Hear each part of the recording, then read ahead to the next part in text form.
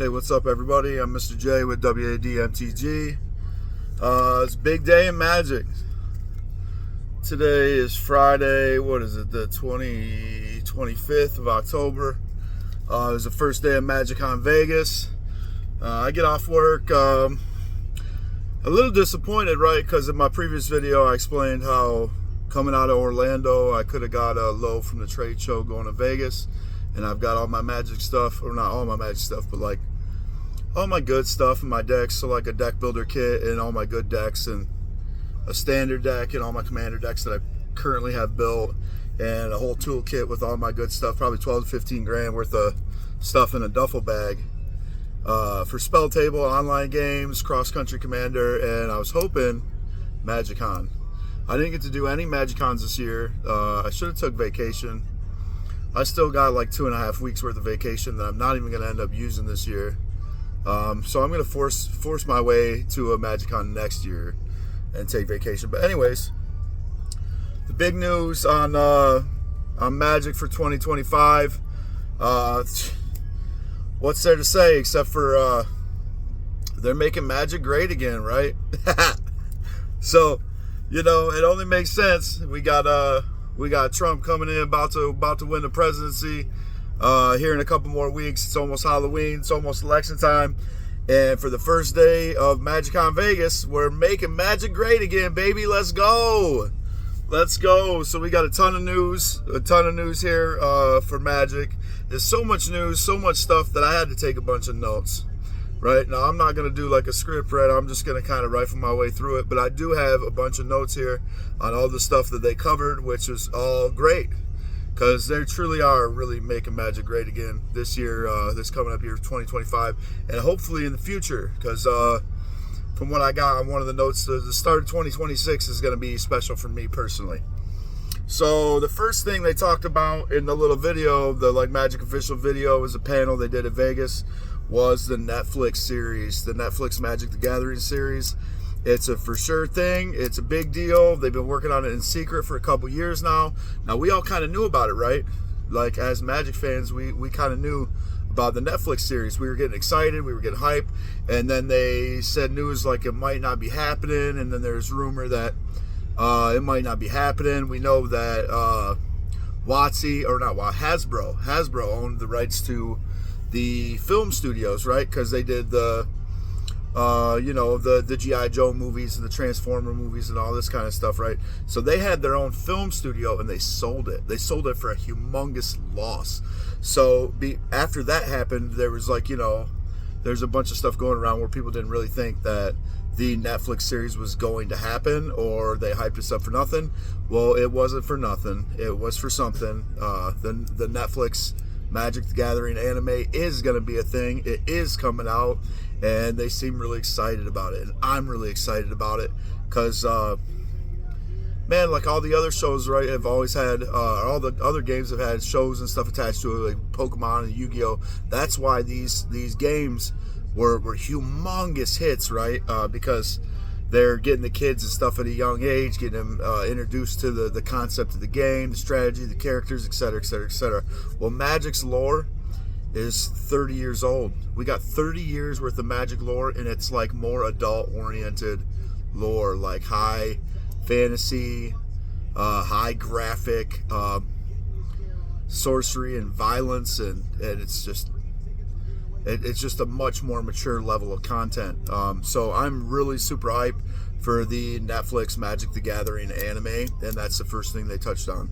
And then they went to a whole list of bullshit, right? Like, first of all, I guess Foundations. Foundations is coming up probably within the next few weeks or whatever. So Foundations is going to be a big deal. It's like a core set, right? So we all kind of know that, how the core set's been in the past. Well, they were getting upset about how they always had to replace them, and what was the point of making a core set if you just got to make another core set next year, blasey swoop. So they came up with the idea of what would a new core set look like to expand on basically standard, with like standard in mind. What would a new core set look like that they could stick around for a while, that wouldn't have to cycle out? So that's what they got Foundations for. They're going to use Foundations as the building block or the foundation for the next several years of Magic, because Foundations is going to be legal for 5 years. So until the end of 2029 or the start of 2030, I think it'll be I don't know. Well, I'm going to touch on that here again in a second. So it's 5-year legality. They're changing where did I put that note at? Okay. So they're changing the legality for rotation. So previously, rotation was with blocks, and then when you'd get new blocks around this time of year, back in the day, the previous block from like a year and a half ago would cycle out, and you'd have less sets to work with to build your standard decks going forward until more and more sets were introduced. So after 2025, as of 2025, it's going to be a yearly thing. So instead of having block schedules where sets will rotate out in like October, they're not going to do that anymore. It's just going to be the calendar year rotation. So that way, in the start of 2027, Bloomburrow and Duskmorn will fall off and no longer be standard legal, and then it'll go. It's by year, by calendar year. So, okay, now we're on Foundations. Foundations is going to be around for 5 years. They're changing the rotation for the calendar year for standard. It's 3-year rotation, same as it's been since lately. Lately they changed it to 3 years. They're trying to revitalize standard. If you look at the the schedule for next year's events that could lead to the Pro Tour, there is no Pioneer, so it's like all hardcore on standard. Going forward, they're going to revitalize standard. They're going to make standard Magic great again, baby. So we got 3 years worth of rotation. We got a Foundation set that's got 5 years worth of legality. I got some stupid commercials in the background on the radio. I'm in Arkansas, Little Rock area. So I got this, my favorite station from around here is on in the background. So that's where we're at with that.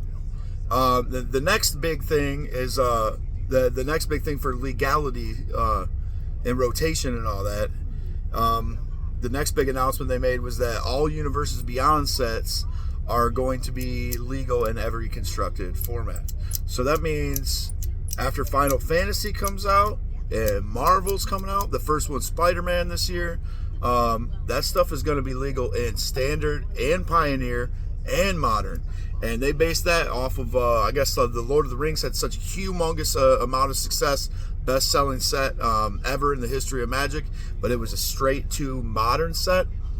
So they explained that they had some problems designing the sets that were going straight to Modern and trying to get people new to be introduced to the game of Magic. And you got all these Lord of the Rings fans coming in buying a buttload of Lord of the Rings boxes, and they're like, what, pushed into Modern? And Modern is, I mean, we all play Magic, so we know Modern is a very fast-paced, very advanced format. Excuse me. The decks are very expensive, and it's not for really beginners, really. So what they're doing here is I also think it's a play on the power creep situation. They said they're not going to do a whole lot of Modern sets going forward. They're going to reserve the Horizon sets for something they can pull out of their sleeve for future Magic sets to push the format forward, because they're going to need some sort of semi-rotation, but they're not going to do them every year. They're going to go back to the old way of doing things, which is what made Modern great to begin with. So they're not just making Magic great again from the start with Foundations and revitalizing Standard, but they're making Magic great again all the way down the line.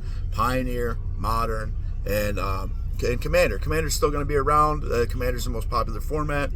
But for the Universes Beyond products, they're going to be standard legal. So you're going to be able to play Cloud and Sephiroth in a standard deck versus fucking Spider-Man by the end of next year, which I think is fantastic. People who are like Marvel fans are going to have tons of fun with that. People who are Final Fantasy fans are going to have tons of fun with that. I myself, historically, I got my start and I got good at Magic playing Standard. My career and all my notoriety in Magic is playing Standard and playing Standard Two-Headed Giant with my buddy Josh. So that's where my like competitive history in Magic comes from. I'm gonna get back into Standard again. I did build a Standard deck for this year that I have built that I was gonna play in Vegas if I got to go to Vegas, because they're still, I think it's the last part of the year for the 80K Magic Standard. I think they've done one at every con, and it's like a store championship will get you into regional qualifier, will get you into larger events, but they were also doing some of these larger events at the cons. So if you weren't able to have the availability to like go to a store championship and win to get an invitational for a regional qualifier, you could just go to a con and then take your standard deck and throw it into the mix with whoever they're playing and try to walk out of that con with the W. So that's what I did, but I didn't get to play it because I didn't get to go to Vegas. So Standard, making Standard great again. I definitely will be playing Standard next year. They have multiple paths to get to the Pro Tour through Standard. Obviously, I'm a truck driver. I make really good money. So spending a couple $1,000s on Magic for the year in 2025 is not out of the question at all. As a matter of fact, it's to be expected. And for regular Magic players who aren't normally Standard players, you're going to want to spend a lot of money on Magic this year too, let me tell you.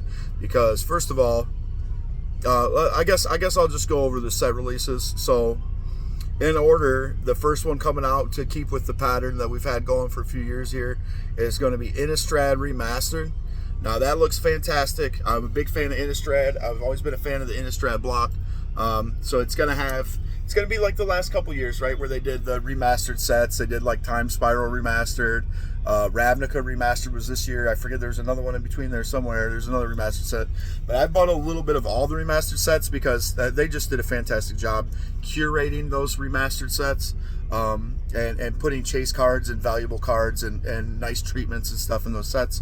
So that's something I'm going to take part in. And Innistrad, oh man. So the collector guy came out. The collector guy got all the applause through the whole thing, right? So he's like the guy that's part of the head of like the collector team. He's the guy he's making serialized cards. He's making secret layers. This guy's on the head of all the teams that's making the different treatments and the different borders and all the shit that we love. Now, mind you, some of it's a little overboard, right? Because over the last few years, is everything special, nothing special. But recently, they've had a lot of success, man. The one ring that was bought by Post Malone for $2.5 million. Like, you know, serialized cards have been a big thing. They got tons of collectability. They got tons of value. We got in this last set in Dustmorn, they had the Japanese foils, and they said that's something they're going to continue to do going forward because Japan is the epicenter for TCGs in the world. TCGs are huge in Japan. So that's something they're going to do going forward, and those are worth a lot of money. If you're watching any streams or whatever, them from the Enduring Cycle, I seen one in a stream pulled. I think it was the Snake. So the Black Enduring Cycle, whatever that card's called, Enduring Serpent or whatever that card's called. It's the one that like doubles your life loss or whatever. That one in the Japanese foil treatment was $1,200 out of a collector pack. And, you know, we can go back to Brothers War, and you get the Shattered Glass foil Transformers. Thousands of dollars it was like $3,800 for the Shattered Glass foil Optimus Prime. Now, the regular one, because what it was, well, I don't think they're ever supposed to be foil. So you could get one in every pack in the collector's packs of a Transformer, and then you could get one out of every so many was a Shattered Glass Transformer.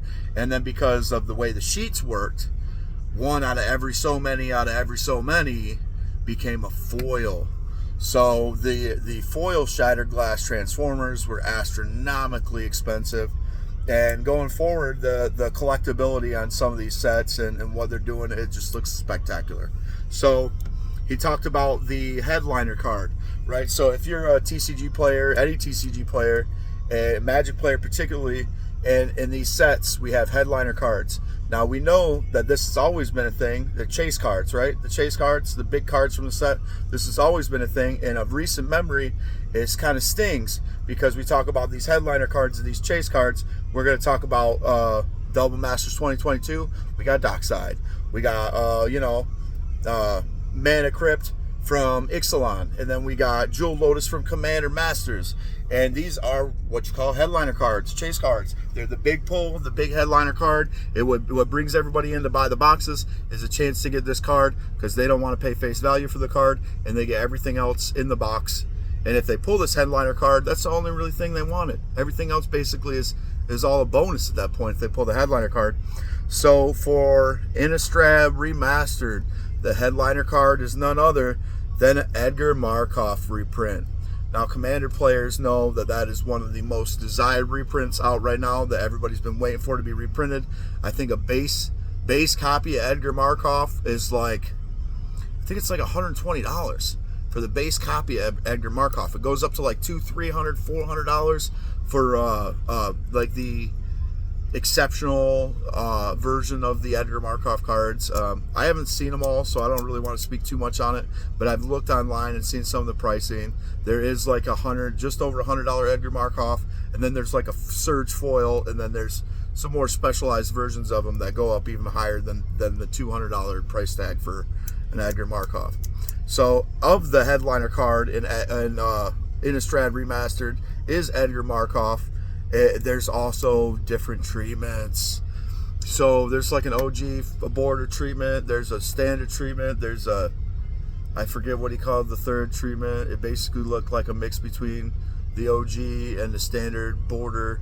And then there was it was like this full face, beautiful collector pack edition, serialized Edgar Markov. Now, Matt, that's going to be like a $8,000, $10,000 card right there. Serialized Edgar Markov, foil in that treatment. It was gorgeous. I mean, we're talking big money hits here. Humongous chase card.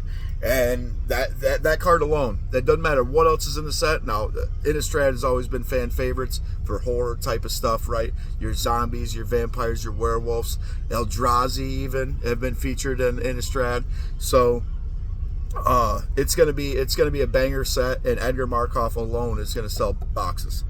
So after Innistrad Remastered, they talked quite a bit of detail about the Ether Drift set. That's the Death Race set, right? Where what happened was, well, they explained it. Mark Rosewater explained it. I like that guy a lot, man. He's got so much passion for Magic that you got to appreciate all the work and everything he puts in. And he was very passionate as he explained it. So when we go back to March of the Machines, right, and the Phyrexian War, we know that the Omen Pass were opened up by the World Tree, which was Phyrexianized. The Phyrexianized World Tree. What do they call it? The World Eater, the World Ender, whatever the Phyrexian World Tree was called. It opened up the Omen Pass. And during where the Planeswalkers all got desparked during the March of the Machines, not all of them, but a lot of them got desparked during March of the Machines. It opened up the Omen Pass. And as we know in the story, in Thunder Junction, we got Jace with Vraska ended up making it to the vault, right? And when they opened the vault, they found loot, the key to everything. And all these other cards that weren't really ever supposed to be there, that were just like recycled arts that they threw in and said, oh, it was in the vault. These were from the vault for the cards, but it has nothing to do with the story, because in the story, when they opened the vault, the only thing that was there was the cute little loot, the key to everything, right? The little Grogu magic card. I wish I got a copy of that card too. I think that card's going to be one of them real collectible cards that's skyrocketing in value. I think right now he's $50, $60 still. But yeah, the loot key to everything. Now he's got, he had like a map to the Omen Pass in his head, right? Like memorized, like a map to the Omen Pass. So that's going to be a thing. And the first regular standard set, where now all sets are going to be going into standard. Innistrad Remastered, it's not a standard set. It's just a timeless set, reprints from Innistrad Remastered, right? So any time in history they went to Innistrad, it could have cards from those sets in there, like best of hits type of thing. So the first standard set of the year is the Ether Drift, and that's the Death Race set. That's the set that we know previously goes across multiple worlds while they're racing through the Omen Pass. And the picture, They didn't outright say it, but they gave some spoilers on a couple of cards. I'm not going to go over card spoilers. That's something other creators do. I don't really have the time, the energy, the technology to sit here and pull up all this stuff and be like, oh, well, this is the card. Let's talk about it. So we'll just talk about the set and the news itself, because we're making Magic great again. So Ether Drift, the Death Race set, it goes across 3 worlds. It showed a picture, right? The picture, it had 3 worlds in it. You could see it's kind of separated, and the race goes across all 3 worlds. So this set will have 3 different worlds in it, and from the picture I could tell that the first world was Kaladesh and the second world was Zendikar for sure. So we got Kaladesh and Zendikar in the 3rd world of it. We don't know. Rosewater said something about that they've talked about it previously in previous sets and all this stuff. So it's a plane we know about. It's a plane that we've heard in the story and the lore before, but I don't think we've ever even been there. So the third world of that one's a complete mystery for me. Let me know, like, comment, subscribe, whatever. If you think you know what world that 3rd world is, drop a comment. It talked more about the Death Race set. There was some cool stuff in there. So obviously it's like centered around vehicles. The set's centered around vehicles. They talked about the headliner card for the Death Race set. I'll get into that here again in a second. And then it talked about it's not going to have like color tribes. Like it's not like Ravnica or whatever, but it's got like racing tribes. So we're almost talking like Hanna-Barbera here. Like Hanna-Barbera, because we've got like a goblin racing team. There are other examples where an insect racing team and a zombie racing team. So there's going to be different, it's going to be a tribe thing, right? So where these different tribes have different vehicles and they're racing in the Death Race, trying to win a prize, right? And I guess there's some story involved. They alluded on it being kind of an emotional, engaging story for the Ether Drift. And I don't really care about that, because the big thing here, the big news for that set is it's a card unlike anything I've ever seen before. It didn't show what the card did, but it showed the border of the card, and it showed some of the text on the card, like the typo text. So the headliner for Ether Drift, it's the Ether Spark. Now the Ether Spark is a legendary artifact Planeswalker equipment card. So it's gonna be stupid. It looked like it had so much room, like it could have had like 4 or 5 different abilities. Hold on 1 second. I gotta hit my truck thing so it don't stall out on me.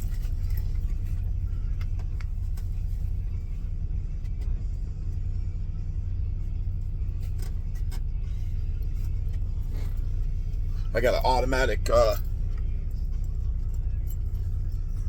It's like an automatic electric stall on the newer trucks. It's a 2023, so you leave it running for a couple hours and it'll stall out, so that way it doesn't run fuel, it makes you run the APU, blah blah blah. So anyway, now that that's done, and we're reset on the truck here, we got okay, so where I left off, the legendary artifact Planeswalker equipment, and it's got multiple treatments and it's serialized. It looked gorgeous, the art looked gorgeous, and it's crazy. So that guy was talking again for a little bit, the collectible guy, right? Now he got the loudest applause from the crowd when he mentioned this, which I'm a super big fan of. We're making Magic great again, and how can we do that unless we bring back MSRP?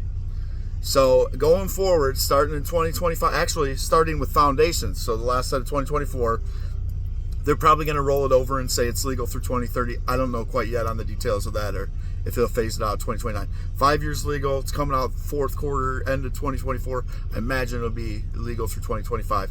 But with Foundations, they're bringing back MSRP. I'm super hype about that. It's going to control the pricing quite a bit. It's going to alleviate some of the tension on our wallets, and it's gonna make it a little easier for us to spend some money, right? We won't have to maybe go, well, the card stores will still be able to do this, the LGS will still be able to do this, but previously, if I was trying to buy like a commander deck, for example, and I didn't order it online because I like to support my LGSs, but it's going to be a popular commander deck. If it's the most popular, like the Eldrazi deck and the Dustmourne, it was the Rakdos Demon deck with Valgavoth, the Lord of Pain, so the group slug deck. that because it was so popular and so many people wanted it, that those decks were so much higher than all the other ones. You go in a week it was a week after Modern Horizons 3 came out. A week after that came out, the 5-color Eldrazi deck was $180 in the store. The same for the Commander Masters Eldrazi deck was the same thing. You got it the day it came out, or you pre-ordered it. It was like $110 in the store. You waited a week, it was a $200 deck in the store. So between that and the huge pricing, see, another thing has been the Amazon drops, right? That was what's her name? Other creators bring this chick up all the time.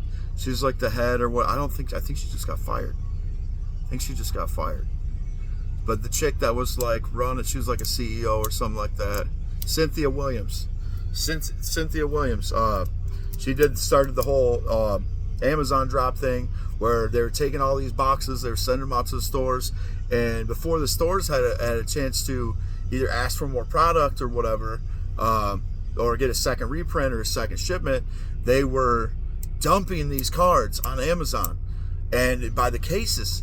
So Amazon was selling them for, must have had some sort of contract. So Amazon was selling them for way cheaper shipped than what the stores were selling them for. And it's just led to this giant fucking disaster where it hasn't been good for the stores. It hasn't been good for nobody, really. It definitely hasn't been good for us because we're paying more out of pocket to get the product that we want. So the return to MSRP, that is huge news in Magic. Huge news. We're making Magic great again. So going right down the line, there's some more stuff from Aetherdrift here. Obviously, I touched on it. He said it was a vehicle set, how we got different tribals here. Also, lesbian relationship between Chandra and Nissa. Now, I don't know in the story if that's something that's previously happened. I believe that Nissa has been like non-involved with anybody, but Chandra, I believe, has had romantic history with several different characters, and I believe she has had like a lesbian romance before already. So we have a new romance here in Aetherdrift where, you know, Chandra and Nissa hook up, and they hook up in the death race. So that's exciting. That's something I like. As a straight man, I'm always we're always into lesbian relationships. It's provocative, gets people going. So Chandra Nissa lesbian relationship in Aetherdrift. What do we got next? So the next set of the year, after we got Innistrad and we got the Death Race and we got the headliner cards and the Aether Spark and the Edgar Markov reprint, we got the Return to Tarkir. Now, I was taking notes quick as I was listening to this their video and kind of seeing everything that was going on. I didn't get the whole name of the Tarkir set, but Return to Tarkir, it's the return of the 3-color wedges that everybody loves. Tarkir historically has been like one of the best draft environments ever in Magic. It's a very big fan favorite, and at the time they had Shocklands.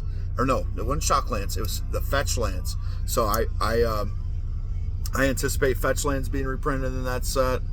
And 2 big returns. Not only are we getting the 3-color pie that everybody loves, we're getting the Return of the Clans, Return of the Old Dragons, plus some new dragons. But there's two main characters here that they spoiled for the Return to Tarkir, and one of them is Sarkhan. And Sarkhan is the dragon planeswalker, right, that everybody loved. He was the outcast guy. We know from the March of the Machines that he actually was desparked, so he's a desparked planeswalker, and he's back, and it looks as if he's back as a creature in Tarkir.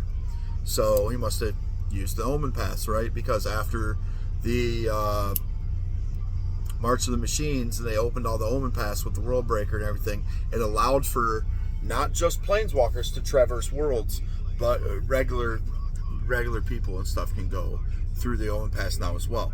So the second big one here was Ugin.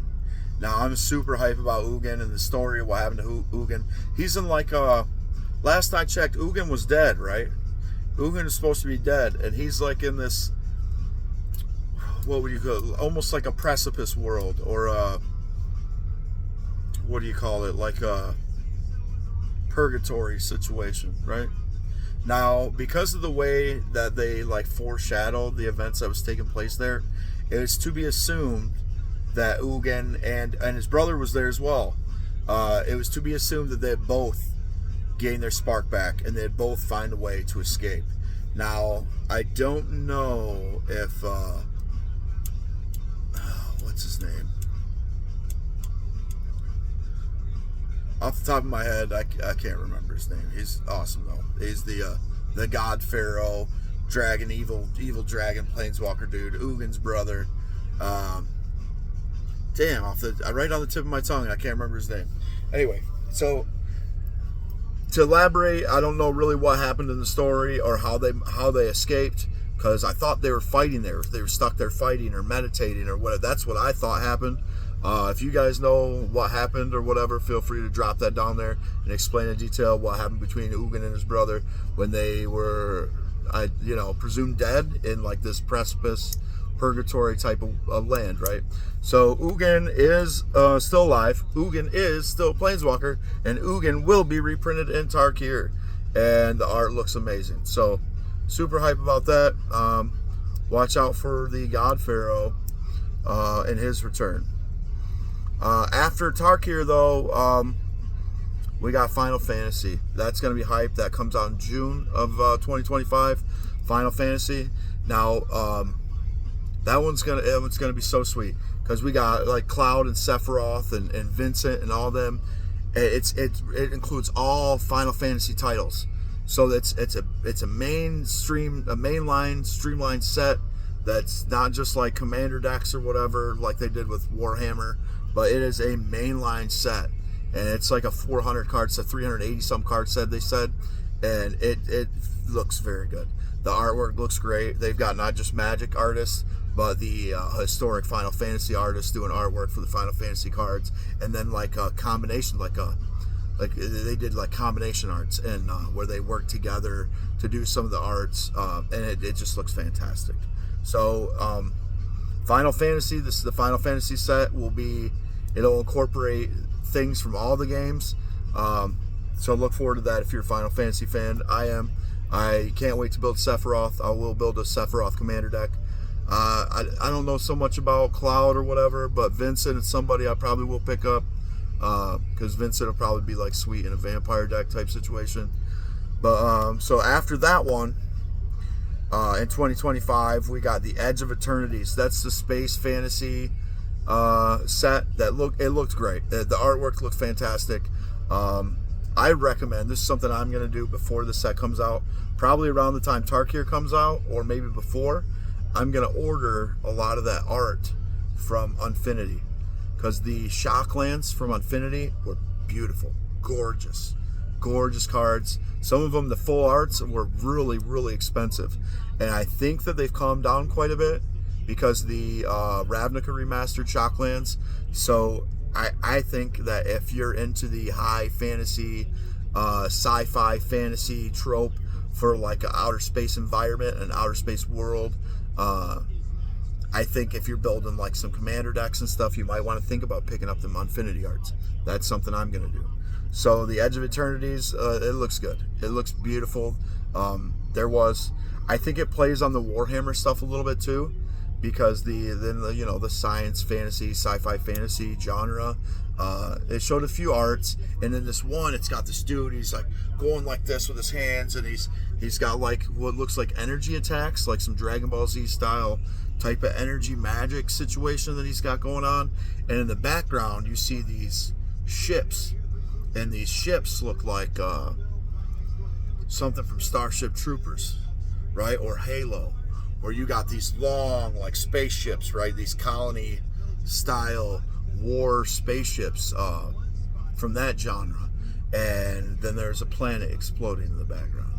So that one's going to be good. It's going to have beautiful art. It's going to be great. Like, the whole year so far looks great. Even the Death Race set looks exciting to me. And originally, when I first heard that idea, they first spun that idea out about the 3-world Death Race set, it was something to me that I was like, well, that's probably going to be a pass for me. That's going to be something that's not really my flavor, but I think it's going to be fun. I think it'll be standalone fun, and I think because it's so unusual and original, I think it'll be an awesome draft environment. So we got that. We got the Edge of Eternities. The space set looks great. And then what I'm most excited about for the whole entire year, after that, it'll be around this time probably. It'll be the fall set, because the Final Fantasy is in June, and then the Edge of Eternities is the next like standard set. So Edge of Eternities is gonna be like the Bloomborough for this year. So it'll be like late summer, early fall, and then late fall will be Spider-Man. And I am going so deep on Spider-Man. Now I can't wait for the spoilers to see if there's like Venom and like, you know, all kind of different Spider-Man villains and stuff in the set too. But it's a whole set. It's not just a commander deck or whatever like they've done in the past. It's a whole set, and it's just the first of many. Now I think they're probably going to run out 3, because after Spider-Man, the final set of the year, which would be like their foundations, because Spider-Man's going to be like the Duskborn time, so probably around this time of year, Spider-Man will launch next year. And Rosewater talked about that and how he was a big Spider-Man fan, and how one of the first comics he ever read was a Spider-Man comic, and how comics have been a big part of his life. I have all the faith in the world that their design team has done a great job with the Marvel products. Why? Because look at these freaking secret layers. These secret layers are amazing. I can't wait. Like I'm gonna wherever I'm at. I think what's the fourth that comes out. Wherever I'm at, I'm pulling over on the side of the road. I'm going off duty. I'm pulling out my fucking credit card, and I'm logging into the secret layer, and I'm trying to buy Wolverine and Storm. Like Black Panther looks okay. It's not my cup of tea. I don't like decks around that are built kind of like that, but he will be original, and he will have his own thing going on with putting the counters on the lands for the vibranium. It's very flavorful. And Captain America looks great. I've already got a Equipment Voltron deck. I don't want to switch it up. It's a Zergo Helm Smasher, and I put Universes Beyond flavor into it, so it's got a little bit of Fallout flavor, and then it's got a little bit of with just different arts and stuff, and it's got quite a bit of Lord of the Rings flavor, because when I looked at that card originally from Tarkir, Zergo reminded me of the Pale Orc from the Hobbit series. So my version of that deck's got a bunch of it's got a bunch of dwarfs and stuff in it that help equipment decks, and it's got the whole Lord of the Rings flavor. I'm still missing the Morgul Blade, which is I think Shadow Spear. That's a card I'm still missing in that art to go for that deck, but it's got some other prevalent Lord of the Rings flavor in that deck. I like the way it is. I don't see scrap in that deck, so I can build Captain America. So for me, it's going to be Storm and it's going to be Wolverine, and I can't wait to build both of them. And they were so good. If you guys have looked at the Marvel Secret Layers, the flavor's on point, the design is on point for these cards. They're all fantastic. Iron Man looks like so much fun. But that's kind of where I'm at there. Because of how good it is, I think Spider-Man's just going to be fantastic. And Spider-Man's one of my all-time favorites, so I'm gonna go deep into Spider-Man, right? Like I'm gonna probably spend $600-700 on Spider-Man easy, and that's just like a couple set booster boxes, which I play booster boxes now. So a couple play booster boxes, probably a collector booster box, and then whatever singles that I don't get that I want, or multiples, because I might build like a Spider-Man standard deck. That's going to be the weird thing for me, right? So if standard is the game type they're focusing on going forward, they're trying to revitalize standard, they're trying to make standard Magic great again. How is that meta going to reflect when they start? When I'm playing fucking Sephiroth versus Spider-Man type shit. So it's going to be exciting. It's going to be fun, but it's going to be different. And the meta is probably going to be quite a bit to get used to, because personally I like to build my standard decks low on the mana curve, so they play out really fast, like a more of a modern style deck, but the best I can do in like a standard environment, because most standard decks win turn 5, turn 6. They're looking to win, other than the best of one with the red Leyline card, where you just pump a bunch of combat tricks into a creature and it replicates, and then you try and like TKO them. But that deck, as good as it is for like a turn 2 win in standard, it's such a glass cannon. It's such a glass cannon. It's so susceptible to removal. If you can remove that enchantment, or you can remove that first creature before they start in response to the combat trick on the stack, that's it. That's it. They're completely blown out, and they've got a handful of combat tricks and another weak creature, and you're just gonna run them over. So they either get you or they don't. So that's that's the nature of a glass cannon build. If you're into that, on Arena, I hear it's doing really, really well. I don't play Arena because the algorithm, it kind of cheats. So maybe that's something I'll play in the future, because I went to college to be a game designer, so I know like game and simulation programming is what I got my degree in. So I know, because of the math involved, that the algorithm for the shuffler kind of cheats. It allows you to put like 18 land in your deck, and you're still gonna get 2 or 3 lands in your opening hand every time, because the game is designed to make it so where you don't really want a mulligan, or you don't have to mulligan. And in the actual cardboard 60 card deck, you can only get away with 20 to 22 lands with certain tribes. White weenies, red deck wins, stuff with a really low mana curve, elves, stuff like that you can get rid of that low of a mana count in. But in Arena, you can drop it down to 20 lands, no problem, just about whatever deck you're running, and the algorithm's going to feed you your first 3 lands. So it also feeds the matchups too, which I'm not a fan of either, because if you go to a Friday Night Magic and you build a certain deck, I made a whole career on it, building anti-meta decks. So who certain people would show up with these high-powered, $2,000 standard decks, right, all foiled out, and that's how it used to be back in the day in my prime, in standard. So people still do that. I mean, I played in the original Jace the Mind Sculptor meta with Stoneforge Mystic and Jace the Mind Sculptor, 4 copies of both. 8 cards was what was it? Jace the Mind, he was over $200.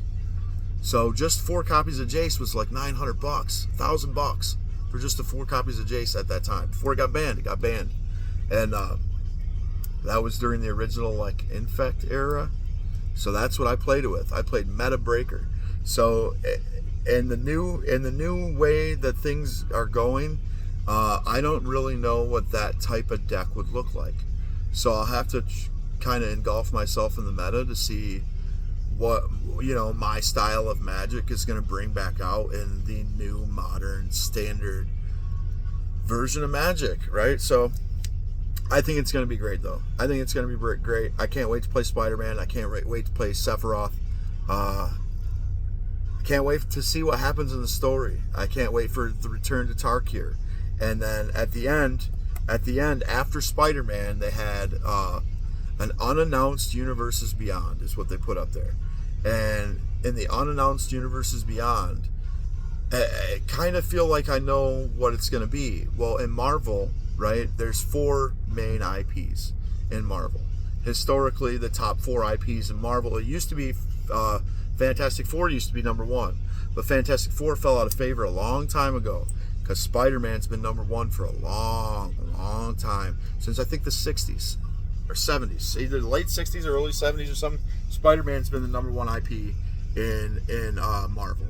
The number 2 has kind of went back and forth throughout the years, but recently, because of the movies and everything, and how they brought Marvel back into the mainstream, I feel like Avengers is probably number 2.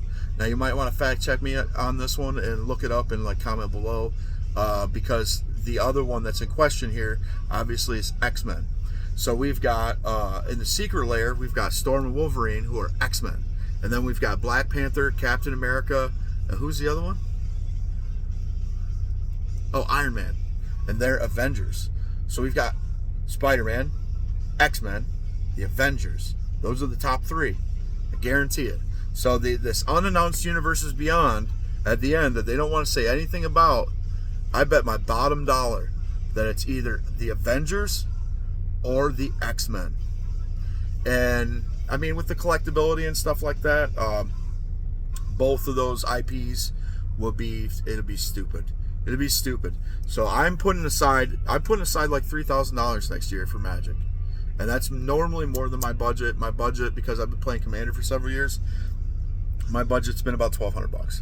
Because I don't need $1,200 to $1,500. I don't need 4 copies of every card to play Standard anymore. I don't need 15 different Standard decks.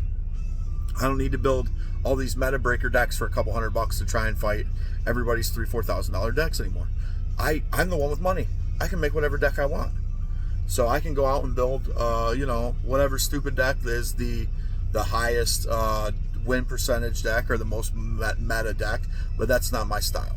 So I'm going to see how it shakes out, and I'm going to build my own thing, right? And I'm going to do something like I've always done. My whole career in Magic has been based off of meta breaking decks. So I do believe, though, that the final set of 2025 will be either the Avengers or it'll be X-Men. I put any amount of money on it. That's probably what it's going to be. I probably put it at like 90%. Like there's probably a 10% chance it could be something else. They might switch, but what I bet it's going to be is it's probably going to be based off the sales numbers of the upcoming Secret Lair for Marvel, because we know that Spider-Man's coming right before it. And what better to sell at this time of year, after Halloween, right before the holidays, right before Christmas? What better of a set would there be to sell than Avengers or X-Men? So that's where my money's at. That's what I think they're going to be putting at the end of fourth quarter 2025. We're making Magic great again. And then in the announcements, if you paid attention to previous announcements, you notice that they left something out. They left something out, and that's the Lorwyn set. Now, I'm Irish and First Nation Eskimo Inuit. That's what I am, my nationality. So the Irish side of my culture is really in-depth part of my culture. And because of my history and my culture and my bloodline, Lorwyn I got a special place in my heart for that Magic set. I also went pretty deep into, what was it? I forget what they called that set already. The one that had all the gods, that had like Thor and Loki, and it was the Norse mythology set, Kaldheim. So because of the lore between like the Norse and the ancient Celts, it's almost identical. They have the same gods, the same lore. It's just they kind of change the names of everything around. So it's kind of like the Greeks and the Romans. Right, so everything was basically the same. They just kind of switched around a little bit and changed. They had different names for the same people, but that's how Norse and Celtic mythology is. It's almost identical. So I went deep into that set, Kaldheim, and I'm going to go deep into Lorwyn. But Lorwyn did get pushed back. It got pushed back to the first set for 2026. So for this year, we got Innistrad Remastered. There won't be like a remastered set. It'll just be a mainline set. Return to Lorwyn, first quarter 2026. And that's all of it, but one piece of news that I found notable on this whole sheet and all my notes here that I got. And the only piece of news that I missed out is one of the Secret Lairs for next year. The dude's talking about, oh, it's so metal, it's so hardcore, it's the most metal thing in Magic we've ever done, Blasey Swoop. He started building it up like everybody was like getting all hyped, because a big part of the Magic core fan base, we're fans of rock, we're fans of metal, we're fans of punk. I like all music myself, but as you can hear in the background, Master of the Puppets is playing in the background. So I'm thinking metal, awesome, yes, right? So, because that's what we like, right? As Magic players, that's what we like. We like stuff that's metal. And he comes out, I can't believe it. He comes out with a picture of SpongeBob, bro. SpongeBob. So SpongeBob 2025 is coming to Magic Secret Lair. SpongeBob. I'm gonna have to draw the line there, guys. I'm gonna have to draw the line, get there. This is Mr. J, W.A.D, MTG, and I'm out on SpongeBob, y'all. Peace.